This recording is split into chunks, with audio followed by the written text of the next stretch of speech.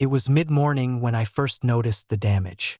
Karen from the HOA had been tearing through my wheat fields daily, apparently believing she could enforce some imaginary authority or exact revenge.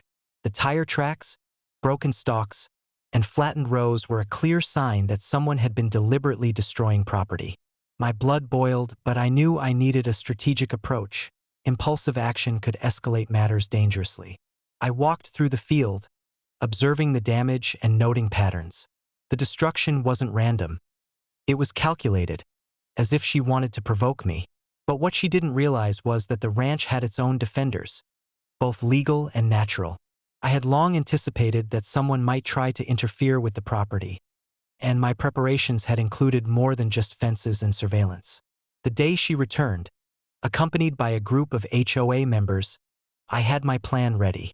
From a safe distance, I released one of my most formidable bulls, a heritage breed named Titan, trained to respond to trespassers with controlled but unmistakable force. Titan, massive and imposing, charged through the wheat in a controlled path, sending a clear warning without causing harm beyond clearing the field of intruders. Karen froze, her clipboard shaking in her hands, as Titan's hoofs thundered toward her position. The other bulls followed, creating an unmistakable barrier between her and the heart of the property. She tried to call out to rally her group, but the sheer presence of the herd was enough to stop them in their tracks. "Step back," I called from the edge of the field, my voice carrying over the wind. "You are trespassing. Any further interference will result in consequences you cannot control." Karen's smug expression faltered. For the first time, she realized that her sense of entitlement meant nothing here. The bulls were not just animals. They were a legacy breed, protected and trained to defend the property. Each step she had taken into the wheat field was a step into controlled danger.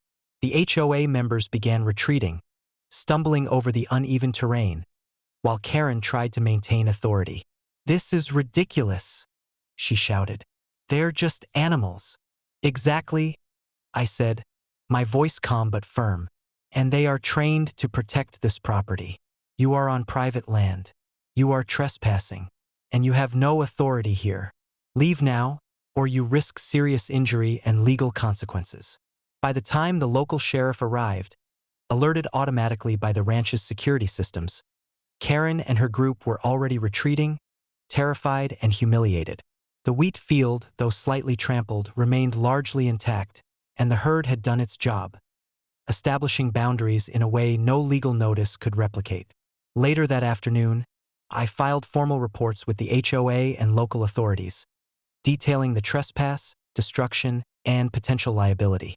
Karen was banned from entering the property, and her credibility was completely destroyed in the community. Neighbors who had once entertained her influence now understood the true authority I wielded on the ranch. By evening, the ranch returned to its serene rhythm. Titan and the other bulls grazed peacefully, the wheat swaying gently in the breeze, and I walked the rows, checking for damage and reinforcing fences. Karen's audacity had collided with preparation, authority, and natural enforcement, and she had lost spectacularly. As the sun set, casting golden light over the expansive fields, I reflected on the day. Trespassers, especially those fueled by entitlement like Karen, were met not just with legal consequences, but with the full force of property prepared to defend itself. On my ranch, boundaries were absolute, and anyone foolish enough to cross them would face lessons they would never forget. Karen had learned, in the most dramatic way possible, that interfering with my property and provoking my bulls was a very, very bad idea. The ranch settled into calm as night fell. The wheat fields glimmered in the moonlight, the bulls rested in the pastures, and the lesson had been delivered. On this land, trespassers met consequences they could not escape, and authority, backed by preparation, law, and legacy, was absolute.